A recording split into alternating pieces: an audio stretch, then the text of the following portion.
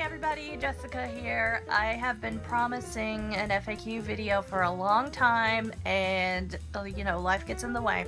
So today I decided that I'm gonna finally do it. So if you would like to see this FAQ video, then please keep watching.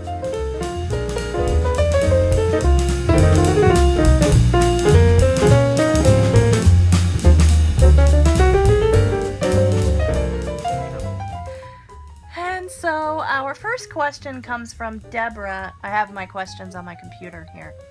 And Deborah wants to know, how do you maintain the energy that allows you to continue with your readings, art, research, reenactments, etc.?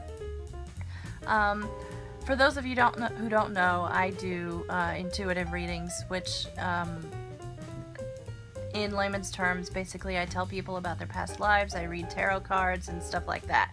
It's my other job, so to speak, and it allows me to make some extra money to pay bills and buy groceries and stuff like that. But that kind of work, on top of everything else I do, I'm also an artist and an author and a freelance editor and a lot of other things. All of that work can be quite draining, and I have a condition called chronic fatigue syndrome, which is sort of like being tired all the time, but it's much, much deeper, and it affects other parts of your body, and you can be more susceptible to illnesses and stuff like that.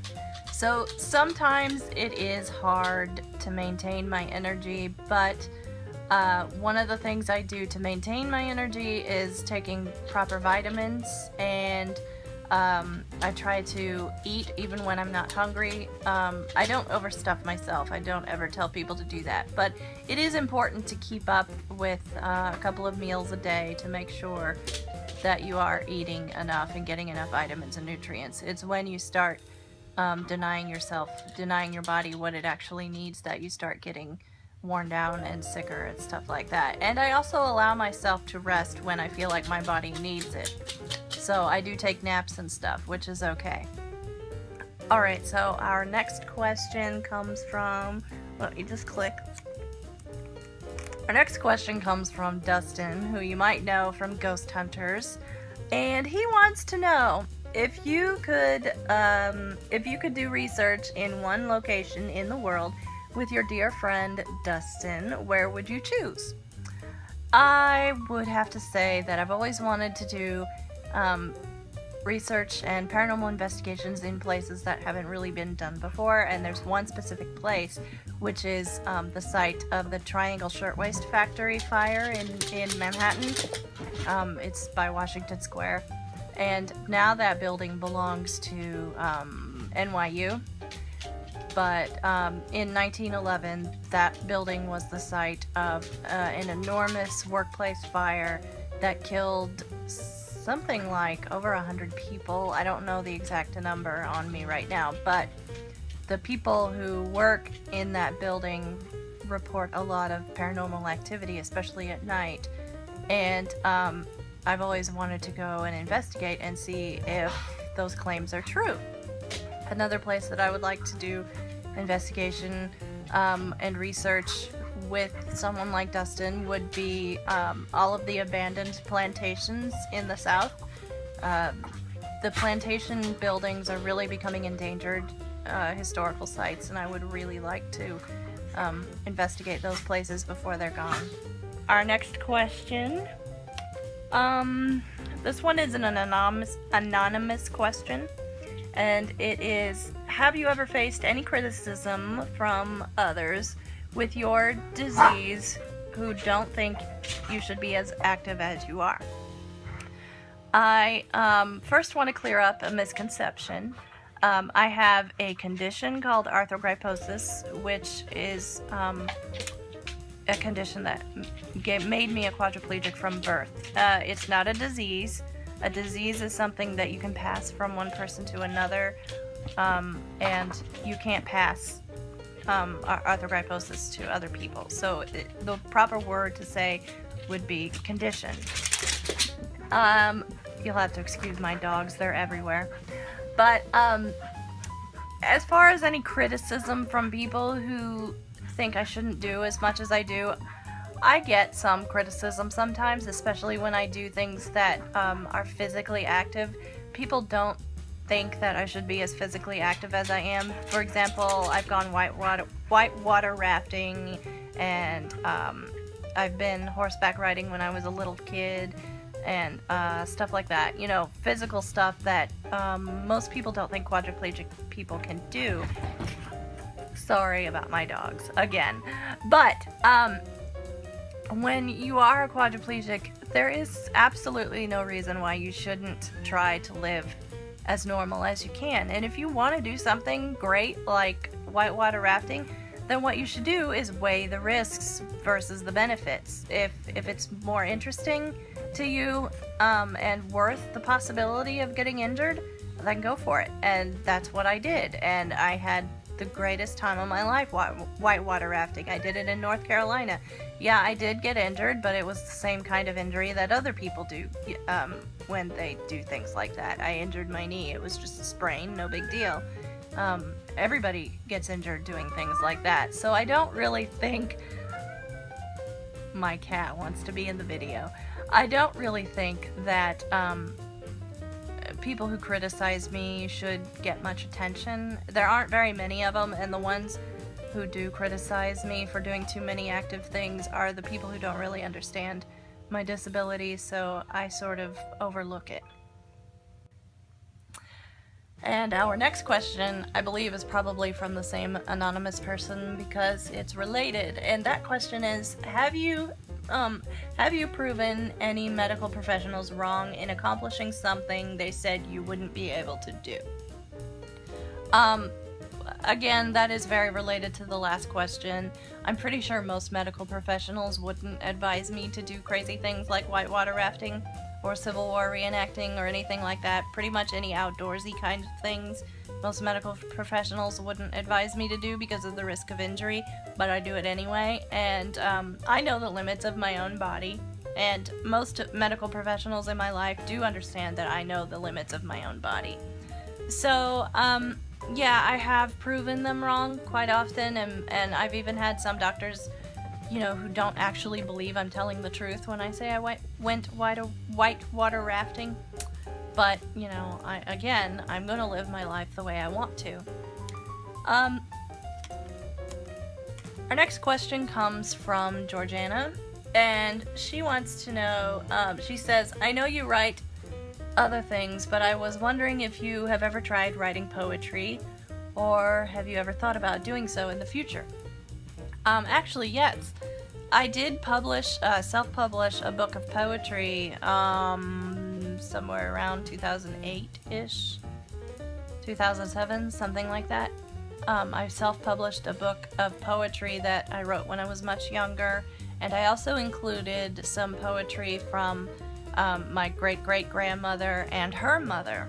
So my purpose in doing that was because both of those women wanted to be professional authors, and they lived in a time in the 19th century into the early 20th century when being a writer and an author and things like that were considered male professions, and women shouldn't be doing that kind of thing. So I gave them that opportunity posthumously to be a published writer. I don't really consider myself a great poet or anything like that, but I'm willing to try anything, so I did publish a book with poetry. The next question is, how did you get so involved in Civil War history? For those of you who don't know, I'm a Civil War reenactor and a historian, and I also write Civil War novels. And my involvement with Civil War history has been throughout my whole life. No, I'm also a past life researcher, and I have uncovered a previous lifetime of mine in which I lived through the Civil War period.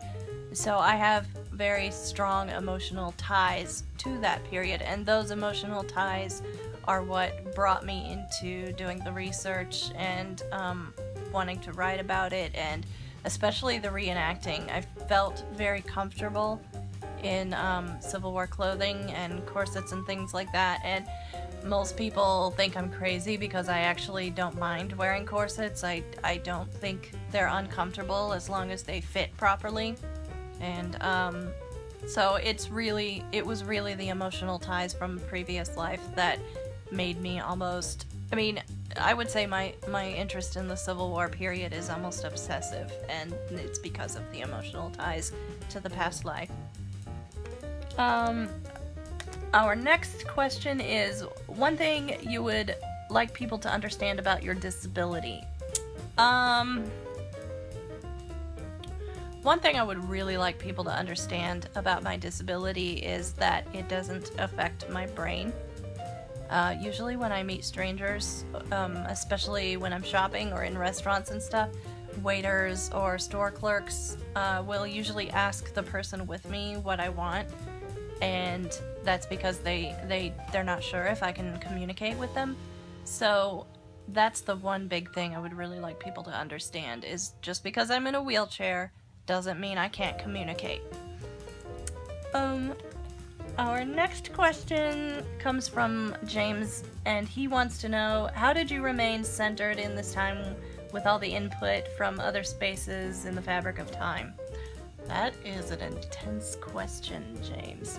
I think you might be referring to being aware of some of my past lives, and the one thing that I tell people the most when I'm helping them understand their past life histories is that they need to only look into their past lives if they are hoping to take lessons from the past into their present and into their future.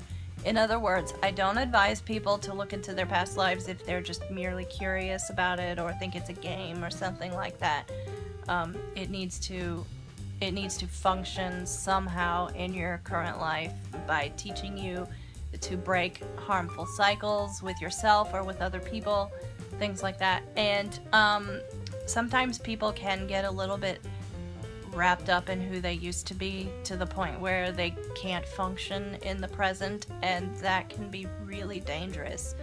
At that point is when people need to stop really cold turkey and stop doing the research and stop exposing themselves so much to it, because they're forgetting to live now. The present is what really matters. Our last question for today is, how long have you been interested in paranormal investigations? This is really not something that I chose. For most of my life, I've had sensitivity to energies and spirits and things like that, probably for as long as I can remember. I don't remember a time when I couldn't sense things that couldn't be seen. I sense things about people, and I also sense things about the dead. And I've been like that since I was a toddler. So my interest in paranormal investigation really came from trying to understand who I was and why I had that extrasensory perception. And I don't really go on paranormal investigations anymore. I kind of got burned out on it, especially with all of the paranormal related programming on television. And I have to admit that I have gotten disillusioned with the entire field as a whole, especially the way it's done on television, because it's not realistic in my opinion. And being burnt out on it made me stop several years ago. But I am starting to get more interested in it again, and that is in large part due to my friendship with Dustin. He's very grounded and truthful in what he does, so he sort of inspires me in a way to want to get back into it. But really, being a paranormal investigator happened out of necessity, because I was trying to understand where I came from and who I was and why this was happening to me. Alright, so that will be the end of our questions for today. I actually have a lot more questions saved up on my computer here. We'll do this again probably next month. I'll probably make this a once a month deal, so if you have any questions for me, feel free to contact me on any one of my social media sites, which are listed down below in the description bar. And thank you for watching!